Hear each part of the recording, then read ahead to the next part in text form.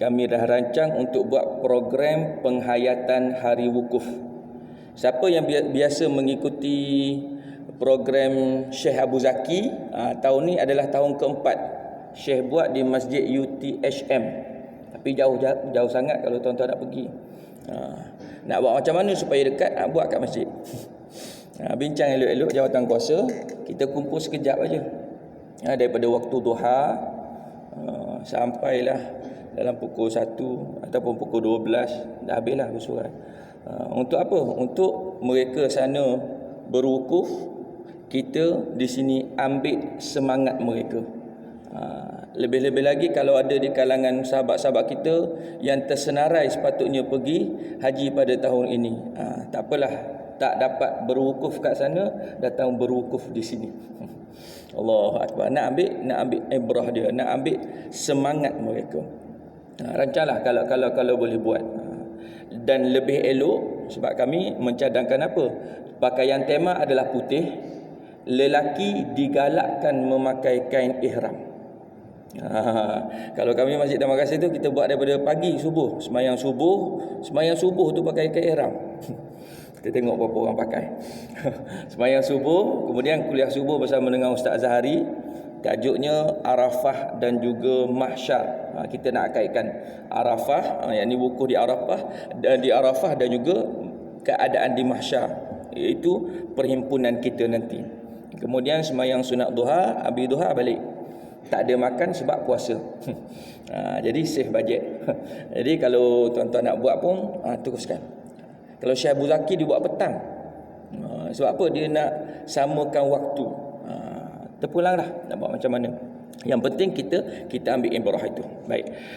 Tuan-tuan, ibu-ibu, ayah-ayah yang dirahmati oleh Allah Subhanahu Wa Taala sekalian, kita berhenti perbincangan kitab kita yang lalu pada muka surat 166 membicarakan berkenaan dengan para pembaca sekalian, usahakanlah supaya Rasulullah sallallahu alaihi wasallam yang menyambut kita ketika mana kita berada di dalam kubur nanti. Bagaimana caranya? Kata pengarang, caranya ialah dengan kita hidup di dunia sebagaimana kehidupan Nabi sallallahu alaihi wasallam, iaitu mengikuti sunnah Nabi sallallahu alaihi wasallam. Dan alhamdulillah pada pertemuan yang lepas kita perincikan antara lain berkenaan dengan solat sunat yang mengiringi solat fardu. Solat sunat yang lain banyak lagi. Solat sunat yang mengiringi solat fardu. Sebab solat fardu dia tak boleh tambah, tak boleh kurang. Kalau kita bermukim, tak boleh tambah, tak boleh kurang. Tetap 17. Dia tak boleh kita rasa rajin hari ni nak buat 20. Tak boleh. Sebab dah ketetapan. Yang boleh tambahnya kat mana? Pada solat sunat. Kenapa kita nak memperbanyakkan solat sunat ini? Kerana Allah Subhanahu Wa Taala sangat suka perbuatan ini. Perbuatan solat sunat ini sangat-sangat disukai oleh Allah Subhanahu Wa Taala. Saya nak kongsikan di sini. Indahnya solat sunat. Indahnya solat sunat. Nabi sallallahu alaihi wasallam sangat menggalakkan umatnya melakukan amalan sunat bagi melengkapkan makna ubudiyah, yakni kehambaan dan ketundukan mutlak kepada Allah. Nabi galakkan amalan sunat nak supaya apa? Kita ni menzahirkan kita adalah hamba Allah.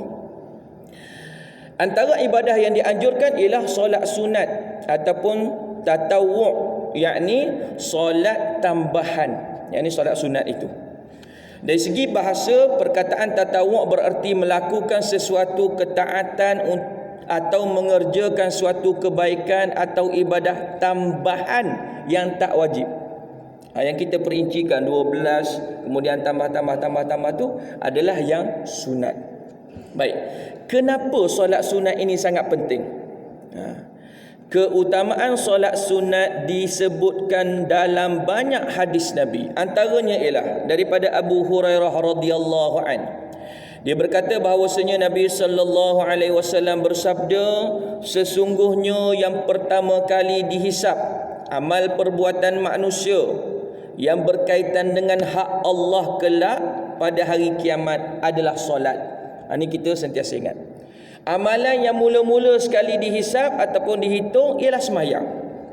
Lalu Allah Subhanahu wa taala berfirman kepada malaikat, dan dia lebih mengetahui, lihatlah solat hamba-Ku. Cek bab solat ni, adakah dia mengerjakannya dengan sempurna atau terdapat kekurangan padanya? Allahu Akbar. Cek ni seorang-seorang. Hisab di hari akhirat kelak, di padang mahsyar tu, perhitungan tu seorang-seorang. Cek pula satu-satu. Bukan kata okey nampak cerah je jalan. Tak ada. Kalau mengikut hadis riwayat Imam Ahmad ni, hadis sahih, cek satu persatu. Cek solat. Adakah dia melakukan, adakah kita melakukan dengan sempurna ataupun ada kekurangan, ada kecacatan. Baik, kita semak balik sembahyang maghrib tadi. Siapa boleh mengaku daripada start takbiratul ihram sampai tahiyat khusyuk tak ingat benda lain? Saya tak berani nak mengaku. Dah minta dah sebelum takbir tu, kita minta, ya Allah aku nak khusyuk, minta. Allahu Akbar. Fatihah okey lagi. Kemudian masuk je rukuk, dah dia lagi dah. Dia ingat itu, dia ingat ni. Bila berlaku kecacatan ni macam mana? Jika solat yang dikerjakan itu sempurna, maka akan dicatat baginya pahala solat yang sempurna. Namun jika terdapat kekurangan padanya, terdapat kekurangan pada solat fardu itu, maka Allah Subhanahu wa taala berfirman, lihatlah adakah hamba-Ku itu mempunyai ibadah tambahan, yakni solat-solat sunat itu. Jika hamba itu memiliki ibadah tambahan, maka dia yakni Allah Subhanahu wa taala berfirman, sempurnakanlah ibadah fardu hamba-Ku dengan ibadah tatawwu', yakni tambahan itu. Kemudian amal-amal yang lain juga diperhitungkan dengan cara yang sama seperti itu. Hadis riwayat Imam Ahmad. Allahu Akbar. Sebab itulah Nabi sallallahu alaihi wasallam sangat menggalakkan kita untuk melakukan ibadah sunat. Terutamanya sembahyang sunat tadi. Allah, maka kita amalkanlah selagi mana kita mampu. Saya pesan untuk diri saya, kadang-kadang ialah lepas sembahyang kita rasa penat. Kalau tak boleh berdiri, usahakanlah sembahyang dalam keadaan kita duduk. Supaya apa? Kalau ada kekurangan pada solat fardu kita, dapat ditampung dengan amalan sunat. InsyaAllah. Baik, kita terus.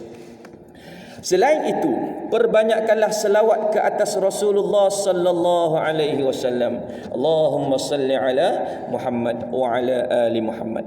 Selawat ni macam-macam lah. Sebab selawat paling ringkas, Allahumma salli ala Muhammad. Itu paling ringkas. Perbanyakkan dah. Kaedah macam mana nak supaya banyak tu terpulang masing-masing. Selawat mana yang kita rasa kita lebih senang, kita buat.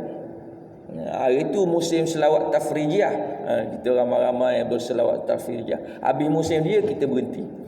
Teruskan, tak ada masalah. Nanti kena sentiasa ingatkan. Sebab kita ni lalai. Kalau tak ada orang ingatkan, kita tak akan ingat.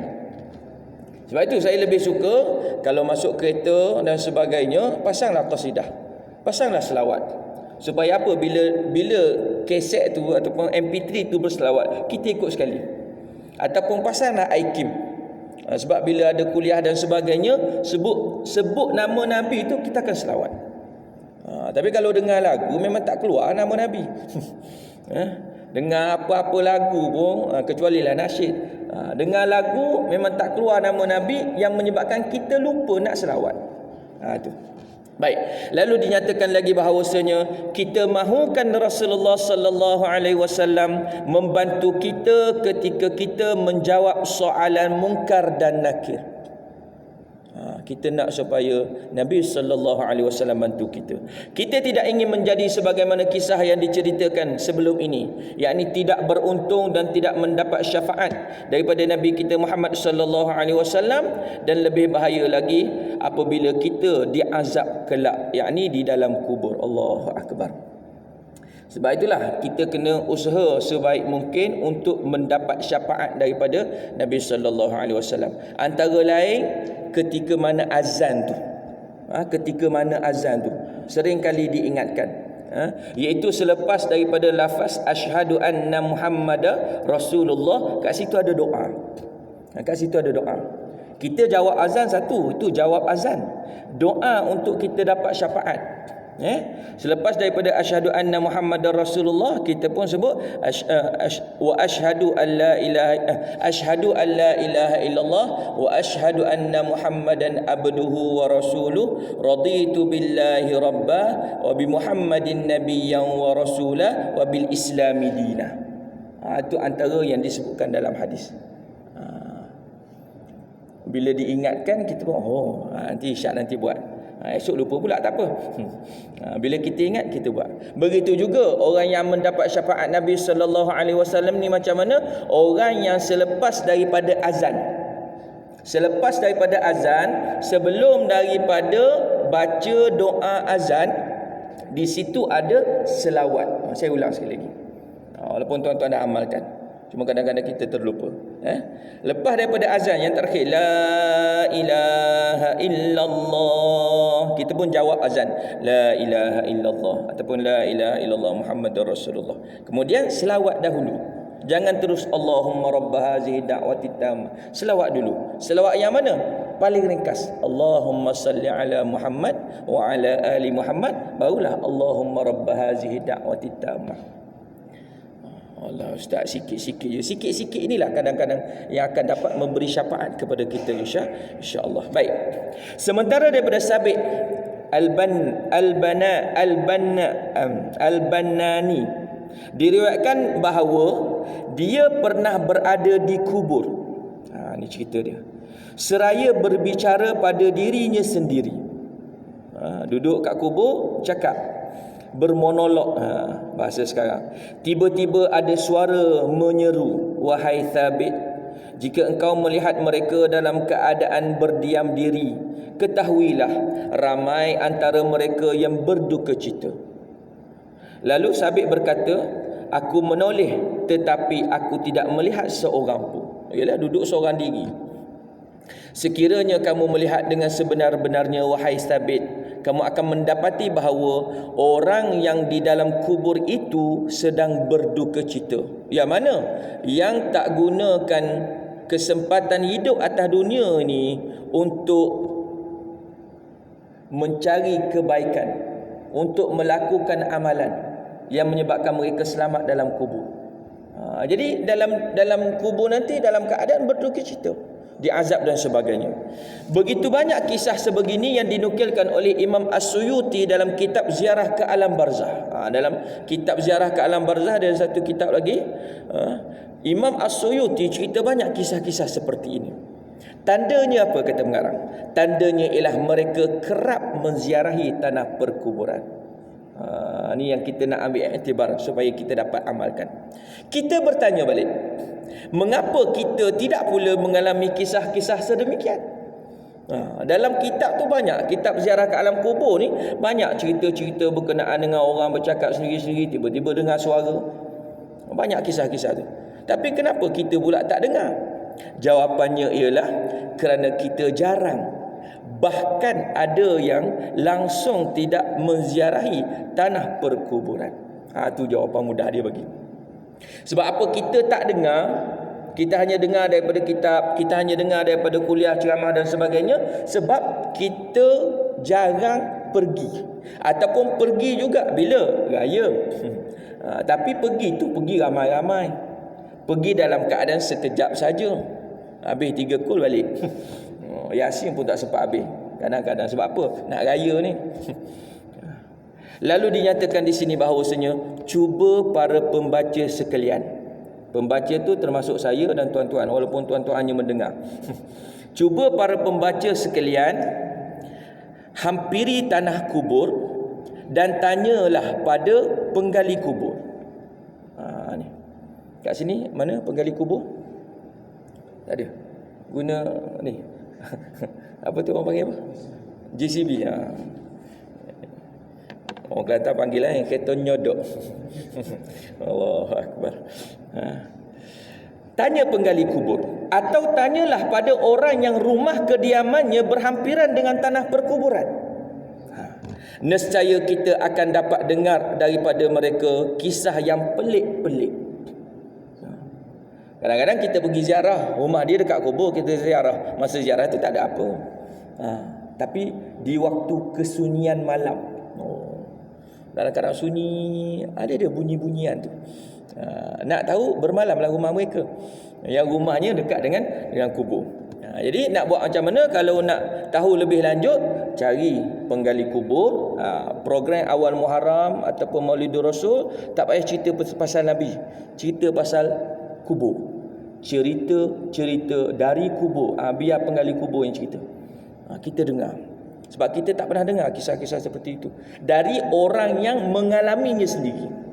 Baik, jikalau para pembaca mampu lagi, kata pengarang, pergilah menziarah tanah perkuburan dan duduklah di sana seberapa lama yang boleh. Duduk jangan sekejap, seberapa lama yang boleh. Pergilah ke tanah perkuburan berdekatan, duduk di sana bersendirian. Kalau pergi ramai-ramai lain rasa. Okeylah, kita dah belajar, kita Qaryah Masjid Al-Ikram, kita akan pergi ramai-ramai, rombongan satu bas, tak jadi.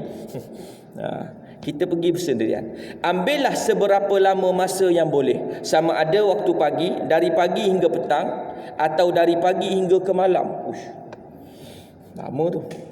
Dan sediakan bekalan makanan untuk keberadaan kita sepanjang di tanah kubur. Siap bekal. Dia kata apa lagi? Nescaya kita takkan mampu pun untuk menjamahnya. Kalau kita duduk, bukan berkelah bawa bekal tu sebagai kalau rasa lapar makan sikit. Duduk bertafakur, menginsafi diri, ingat balik apa yang kita buat, ingat balik bekalan kita nak ke sana. Allahu Akbar. Sebab kita masih ada peluang. Kita masih hidup. Orang yang kat dalam dah tak dapat kembali. Baik, kita duduk bersendirian, berfikir akan akhirat. Kita akan mendengar sesuatu dari perkuburan itu. Ya ke Ustaz? Cuba esok. Ataupun teks malam ni. Jangan pergi kubur-kubur yang dekat-dekat bandar. Kalau nak pergi tu Kampung Bentung. Saya tanya orang Kampung Bentung, kubur kat sini kat mana? Dia kata dalam Ustaz, dalam kelapa sawit. Tak jadi. Dalam tu. Allahu Akbar. Tepi jalan lah. Kalau kampung Camik, kampung Melayu Camik, dia ni kampung kat sini. Kubur dia di ladang Camik. Ladang, kemudian ikut padang. Jauh. Tu malam memang confirm tak pergi. Allah, memang jauh dalam. Sebelah perkuburan Islam, sini perkuburan Hindu. Saya buat kongsi. Saya mula-mula pergi ke tanah kubur di kampung Camik tu, tengok saya buat tanah perkuburan Islam / Hindu. Sebab sebelah-sebelah Jadi kata tak payah bazir duit banyak-banyak, buat satu je saya buat. Allahu Akbar. Baik, kita manusia cukup pelik, kata pengarang. Kita manusia cukup pelik. Kita takut untuk mendekati suatu tempat yang pasti kita akan pergi. Allahu Akbar. Dalam ayat ni. Dalam ayat ni. Sebab apa? Sebab kita confirm akan pergi ke sana. Tapi masih lagi ada perasaan takut kita untuk ke kubur, duduk berlama-lamaan kat sana. Tapi kalau kita, contohlah, kita dah ada rumah, tiba-tiba buat projek baru, kita nak beli rumah. Orang asyik-asyik tengok je. Sebab apa? Nanti aku nak duduk sini, Ni, kubur ni, nanti memang kita akan duduk sana. Yang rumah tu belum pasti lagi. Kalau loannya tak lulus, tak dapat juga rumah tu. Ataupun dah okey lah, tiba-tiba projek terbengkalai, tak dapat juga duduk. Tapi kubur ni dah confirm kita akan ke sana. Maka saya pesan untuk diri saya sendiri, bila kita dah belajar, maka kita cubalah buat. Kita rapatkan diri kita dengan kubur. Lalu dinyatakan di sini bahawasanya ada yang mengeluh, Allah, macam mana nak pergi ni ke kubur ni sendirian, takutlah. Cubalah, kita cuba. Memang permulaan tu perasaan takut tu timbul. Yalah, kalau pergi malam-malam duduk sorang-sorang. Baik. Lalu dinyatakan di sini, tidakkah kita tahu bahawa apabila kita mati nanti, kita akan bersendirian juga. Dalam kegelapan kubur, ketika disoal oleh malaikat, kita akan bersendirian juga. Kita sayang isteri dan anak-anak kita, walau bagaimana sekalipun, tetap akan kita tinggalkan mereka. Mereka tidak akan kekal bersama kita. Lantas, apakah wajar untuk kita takut mendekati tanah perkuburan? Kalau rasa macam nak pergi kubur tu belum ada kekuatan, kita ambil pesanan apa yang disebutkan oleh almarhum Tuan Guru Ni Abdul Aziz. Dia kata apa? Kalau boleh, untuk setiap kali sembahyang fardu tu, kita datang awal ke masjid. Biar kita berlama-lama di masjid, sebab ini rumah Allah. Kurangkan masa kita di rumah. Sebab bila kita datang awal tu, banyak benda kita boleh buat. Kita boleh sembahyang sunat, kita boleh sembahyang tahiyatul masjid, kita boleh berzikir dan sebagainya. Dan bila kita berada di rumah Allah, dia beza suasana. Kita duduk rumah kita dengan kita duduk rumah Allah beza. Di rumah Allah kita akan rajin beristighfar, kita akan rajin berzikir, kita akan rajin baca Quran. Di rumah sendiri banyak hal dunia, dengan TV-nya, dengan itunya, dengan ini dan sebagainya. Tapi kena ingat juga, zaman sekarang ni datang awal ke masjid, main WhatsApp tak jadi juga. Baca Telegram itu ini. Jadi tutup dulu yang tu sementara. Baik. Menjaga hati ketika ziarah kubur. Apabila kita menziarah tanah perkuburan, jangan sekali-kali kita sibukkan hati kita daripada mengingati perkara-perkara keduniaan. Ini dia pesan. Bila kita berada di tanah perkuburan, hati kita jangan sibuk fikir dunia. Tinggal sekejap dunia. Pastikan waktu kita berada di tanah kubur itu, hati dan fikiran kita hanya kepada satu perkara sahaja, iaitu akhirat. Allahu Akbar. Sebab tu disuruh ambil masa. Ambil masa yang sesuai, kita duduk, kita fikir. Kalau pergi kena bawa handset lah, takut ada urgent dan sebagainya. Tapi internet tu matikanlah. Jangan duduk kat kubur main WhatsApp lagi. Dia tak datang perasaan tu, dia tak datang khusyuk tu ataupun zuk tu. Dia tak datang. Lalu dinyatakan di sini bahawasanya daripada Bashar Ibnu Mansur dituturkan bahawa Atha Al-Azraq pernah berkata kepadanya, jika engkau mendatangi kubur, hendaklah hatimu benar-benar berada di antara para penghuninya. Kerana ketika aku berada di kubur dan memikirkan diriku, yang ni diri dia dan juga dunia, tiba-tiba ada suara yang berseru, menjauhlah dariku wahai orang yang leka. Sesungguhnya engkau berada antara orang-orang yang merasakan kenikmatan yang menyenangkan atau orang-orang yang diazab. Tengok. Ini berita yang sampai kepada kita. Bagaimana ada orang yang dia pergi ke kubur, dia duduk tapi dia sibuk dengan diri dia. Esok nak pergi mana? Esok nak makan kat mana? Duduk kat kubur tu. Esok nak pergi kerjanya kat mana? Esok nak sign kontrak mana? Duduk kat kubur. Dia tak fikir bagaimana bekalan aku, bagaimana orang yang dah mati ni, bagaimana bekalan dia dan sebagainya. Dia tak fikir yang tu. Dia fikir hal dunia, menyebabkan ada suara yang menegur dia. Bahawasanya kalau engkau nak buat macam ni, baik engkau duduk jauh. Jangan datang ke sini kalau nak sibuk dengan dunia. Allahu Akbar. Saya cadangkan, ni kata pengarang, Ustaz Ahmad Dasuki kata apa? Saya cadangkan kepada pihak pengurusan tanah perkuburan, sekiranya ada peruntukan dan mampu untuk dilaksanakan, sediakanlah bangku-bangku di sekeliling tanah perkuburan. Bangku, kursi batu tu, letak. Tujuannya apa? Tujuannya adalah untuk memudahkan orang ramai supaya duduk bertafakur, memikirkan akhirat Allah Subhanahu Wa Taala. Dia cadangkan supaya macam tu. Letak keliling tu ada bangku. Menghayati bagaimana suasana perkampungan akhirat. makin lama kita duduk di tanah perkuburan itu, insya-Allah, insya-Allah kita akan dapat mendengar sesuatu di sana. Allahu akbar. Yang kita cuba buat esok tak ada ustaz. Tak dengar apa-apa pun. Dengar juga ustaz apa? Bunyi lori. Dalam keadaan sunyi dan duduk lama. Dan kita minta. Minta supaya apa? Minta supaya hati kita ni makin dekat. Bukan minta tu supaya bila kita dengar kita cerita, aku semalam, bukan nak cerita nak rasa riak, tak. Nak supaya kita makin dekat dengan hari akhirat, makin dekat dengan kematian. Nak supaya kita bertambah rajin beribadah kepada Allah Subhanahu Wa Taala. Susun elok-elok kursi tu sebab apa? Kita tak boleh nak duduk atas kepuk. Kita ditegah bila kita ziarah, sebab kadang-kadang Allahu akbar, masa ziarah tu utamanya pada musim perayaan dah. Allah, raya tu ramai pergi, ada yang duduk atas kepuk. Tak sepatutnya, itu bukan adab dia. Sehingga kan kalau menguruskan jenazah sekalipun tak boleh imam baca talqin relax je duduk atas kepuk. Tak boleh. Duduk kat bawah. Yang terbaiknya berdiri. Itu yang Nabi ajar, berdiri. Sehingga ada hadis larangan daripada kita duduk. Jadi kena ingat.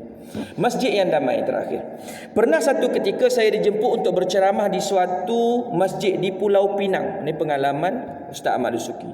Masjid tersebut terletak di sebuah kampung yang terasa damainya. Untuk sampai ke masjid tersebut tersedia satu lorong yang khusus. Jujur untuk mengatakan, saya terasa sangat tenang di kawasan itu. Nak pergi ke masjid tu satu lorong je. Akhirnya apabila tiba di masjid itu, barulah saya tahu bahawa di sekeliling masjid itu merupakan tanah perkuburan. Memang sunyi ya. Masjid kelilingnya tanah kubur. Allahu akbar. Buka saja tingkap masjid mesti akan lihat kubur. Buka saja pintu jendela masjid pasti akan terlihat batu nisan. Dia tak ada pemandangan lain. Kubur, batu nisan, kubur, batu nisan itu.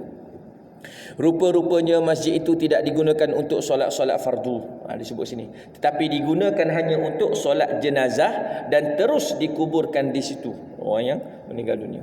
Beruntunglah penduduk di situ. Kenapa? Setiap kali datang untuk solat, sebelum itu akan terlihat kubur, pasti mereka akan teringat kepada akhirat. Contoh kalau tempat kita kampung Melayu, nak pergi kalau daripada sinilah, lalu kubur dulu. Ataupun kampung contoh, kampung contoh lagi lah sebelah. Orang daripada sini sebelum simpang 4 tu, okay, tengok kubur dulu. Subuh tengok kubur, Zuhur tengok kubur, Asar tengok kubur, Maghrib, Isyak, Allahu akbar, tengok kubur. Paling kurang dia dapat apa? Antaranya dapat bagi salam kepada penghuni kubur. Sekali lalu baca Fatihah, ataupun sekali lalu bacakan surah Al-Ikhlas dan sebagainya. Itu dapat kelebihannya. Kita tak ada kubur. Tak apalah, kita ada ruang dan peluang yang lain. Malam itu saya diberi tajuk berkaitan dengan kematian. Pada permulaannya hadirin yang mengikutinya tidak terlalu ramai, tapi lama kelamaan semakin ramai yang hadir. Mungkin disebabkan pihak masjid memasang speaker di bahagian luar masjid. Orang yang di hadapan saya pula kebanyakannya ialah orang-orang tua. Ini pengalaman Ustaz Ahmad Dusuki. Saya berceramah seperti biasa sehinggalah tiba waktu untuk saya pulang. Maka salah seorang jemaah berkata kepada saya, Ustaz, Alhamdulillah, kehadiran jemaah pada malam ini ramai. Kami gembira. Biasanya masjid ini lengang. Tambah-tambah lagi pada waktu subuh lagi lengang.